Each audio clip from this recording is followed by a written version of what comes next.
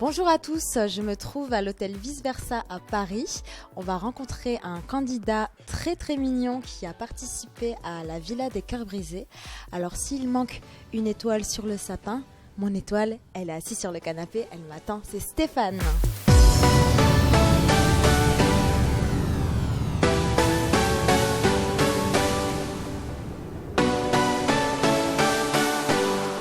t'a vu fraîchement sortir de la Villa des Cœurs Brisés avec un discours poignant.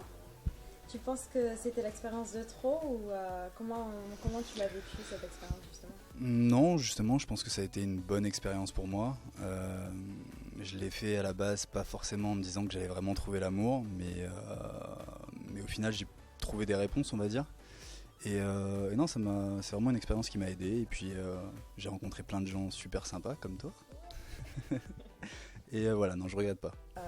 Tu te souviens, dans Secret Story 8, t'as un petit peu passé pour le bourreau des cœurs parce que on se souvient que tu as eu une petite aventure avec une des candidates et que ça ne s'est pas forcément bien passé. Par la suite, elle a essayé de monter un peu les gens contre toi. Est-ce que tu penses être un bourreau des cœurs? Je sais pas si je suis un bourreau des cœurs, enfin je le suis peut-être malgré moi, mais j'ai pas l'impression d'être vraiment dragueur, enfin de chercher à séduire, ou je sais pas, c'est quelque chose dans mon attitude. Je sais que j'ai une nonchalance naturelle ou je sais pas, un côté mystérieux, ouais, qui attire un petit peu les filles. Alors Martika, parlons-en. Martika s'est très très attachée à toi durant cette aventure. Qu'est-ce qui n'a pas marché? Pourquoi cette jolie fille ne t'a pas attiré? Martika, c'est une jolie fille, mais pour le coup c'est pas vraiment mon style de fille.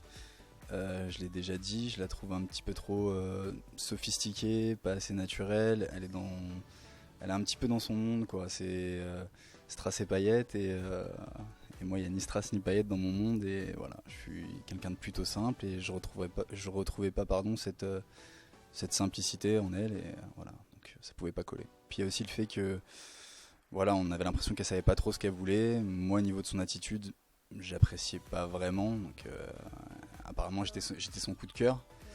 Mais on la voyait tourner un petit peu autour de Romain, de Ricardo, même si quand tu regardes les images, bon, elle arrive un petit peu à s'en sortir parce que ça n'a pas trop été montré. Mais oui, je pense qu'on pensait tous la même chose à la villa. Voilà, elle allait un petit peu à droite à gauche. À partir du moment où elle aime plaire, c'est compliqué de se dire qu'elle est vraiment attachée à une seule personne. Et Elodie alors, tu restes en bon terme avec elle? Ouais, je parle toujours avec Elodie, on s'entend bien. Je sais que ça peut en surprendre certains parce que pour beaucoup c'est une casse-bonbon, une diva. Mais comme je le dis toujours, Elodie, il faut creuser. Elle a eu pas mal de blessures, et au fond c'est quelqu'un de très humain, et voilà, il faut apprendre à la connaître. Est-ce que Elodie aurait pu te plaire? Non, Elodie n'aurait pas pu me plaire en tant que petite amie. Au jour d'aujourd'hui, j'adore Elodie. Ça n'a pas toujours été le cas, mais je l'adore parce que j'ai appris à la connaître. Mais clairement, non, j'aurais pas pu me mettre en couple avec elle. Trop de caractère, trop d'Elodie. Enfin, J'aimerais savoir quel est ton style de fille, quelle est la femme idéale pour toi? la femme idéale pour moi, c'est mon ex. Non, mais la femme idéale, c'est... Ouais, mais en toute honnêteté, pour moi, mon ex a représenté la femme idéale. Voilà, je sais pas, c'est pas un top modèle, c'est une fille simple, qui a des goûts simples, des activités simples, qui se prend pas la tête, qui va pas direct se lever le matin, partir se maquiller pour se faire belle, pour qu'on la voie, non, je sais, voilà, j'ai pas... Même en fille, j'ai pas des goûts de luxe. J'aime les personnes simples, franches et avec beaucoup de charme, c'est tout. Et ton ex alors, on aimerait savoir, est-ce que tu l'as revu? Alors on s'est revus donc après mon départ de la villa. On s'est remis ensemble très brièvement parce qu'on s'est tout de suite disputé à cause de la télé, la médiatisation, pardon. Voilà, c'est quelque chose qu'elle supporte pas du tout, et c'est très compliqué à vivre pour elle. Tu regrettes d'avoir fait de la télé-réalité?